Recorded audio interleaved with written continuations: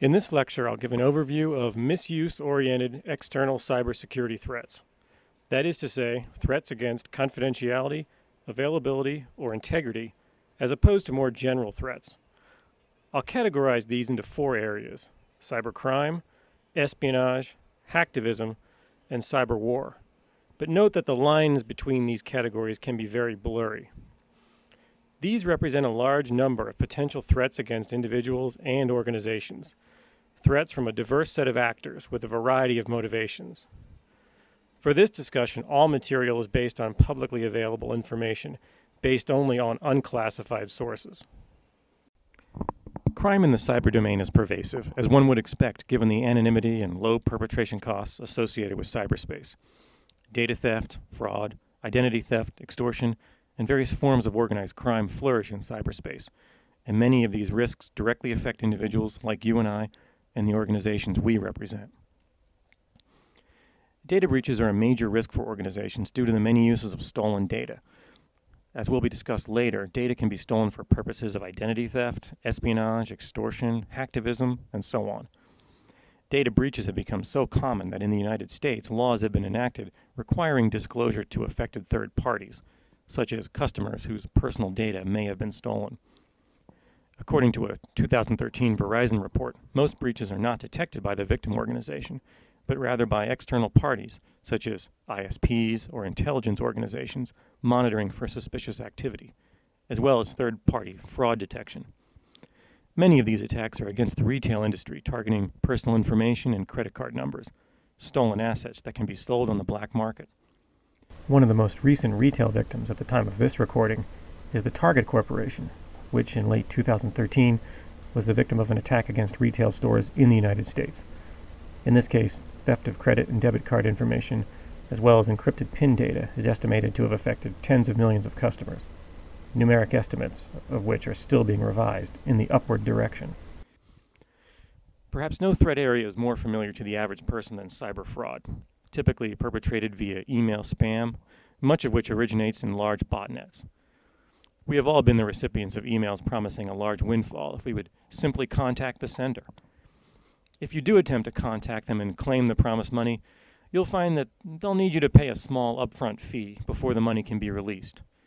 And if you pay that fee, you might be told that, sadly, another fee is required, or perhaps you'll never hear back at all. Such advance fee scams, also known as 419 scams, are so pervasive today that they have become something of a cliché, and all but the most naive users are unlikely to fall victim. Sometimes, however, it is not us that are the direct target of the fraudster, but our computers. In click fraud, malware running on your machine is used to generate connections to online advertising servers to defraud the advertiser out of revenue. Each click is worth only fractions of a penny. Petty fraud from the perspective of a single infected machine, but in aggregate over a large infected botnet, these microtransactions can add up to significant sums. This was exactly the business model of a network called KubeFace, an anagram of Facebook. KubeFace, operated by a Russian gang, used social means to build its botnet and spread its malware around the world. Among other things, the KubeFace malware would hijack a user's search results, redirecting all links to their advertising affiliates. Annual revenues from KubeFace are reported to have been in excess of $2 million a year. PII, or personally identifiable information, is the raw material for identity theft, material obtained by criminals via phishing and theft from large banks and retailers in data breaches. Your home address, full name, social security or other national ID number, driver's license number, date of birth, and many other pieces of information constitute your PII. And the more pieces an adversary has, the easier it will be for an attacker to steal your identity, perhaps by opening up a credit account in your name. And if this happens to you, unless you monitor your credit regularly, you may not even know it has happened, until you get a call from a collection agency. Your next task will be to spend months, perhaps years, working to clear your name. Your identity may have been sold on a Carter website, a meeting place for the criminal underground, where PII can be bought and sold at prices dependent on the PII's completeness. Beyond PII, these carding sites are something of a one-stop shop opportunity for criminals, offering stolen credit cards, counterfeit documents, malware of all varieties, and hardware for creating counterfeit credit and debit cards.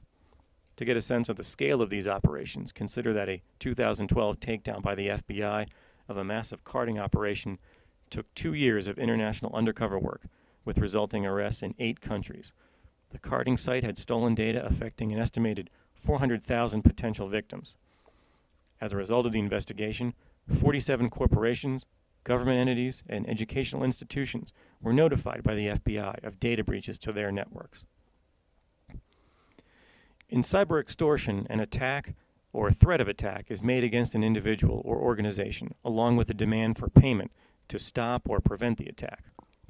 One common form of extortion against organizations involves DDoS attacks against a company's website, sometimes by a corporate competitor. Other forms of cyber extortion targeting individuals involve scareware and ransomware. Scareware attempts to frighten the user into taking a particular action, such as installing antivirus software after receiving a pop-up message warning their system has been infected. Of course, any software installed by clicking on such a pop-up is itself malware, perhaps ransomware, a type of software that denies access to part of the user's computer unless a ransom is paid. Ransomware named Reviton freezes the user's computer and displays a message that the user's IP address has been identified as visiting child pornography websites and demands payment of $300 to the U.S. Department of Justice using a prepaid money card service. Another ransomware called CryptoLocker encrypts the victim's files and demands payment within 3 days, after which the decryption key will be destroyed. The criminal threats we have considered are facilitated in cyberspace by several factors. These include the borderless nature of the Internet, which allows criminals to operate safely from countries with legal systems reluctant to prosecute. The anonymity inherent in the Internet and strengthened by anonymization networks such as Tor, which make attribution difficult or impossible, and the services-based infrastructure of the modern online criminal enterprise. Consider, for example, DDoS. Criminals seeking a DDoS capability don't need to build their own botnet. Instead, they can turn to a DDoS service provider, individuals who control botnets and are willing to sell use of the botnet for DDoS purposes for hourly rates. These providers are not hard to find, advertising their services in hacker forums and even YouTube. Prices depend on the size and level of protection of the target, with small unprotected targets going for as little as a few dollars per hour.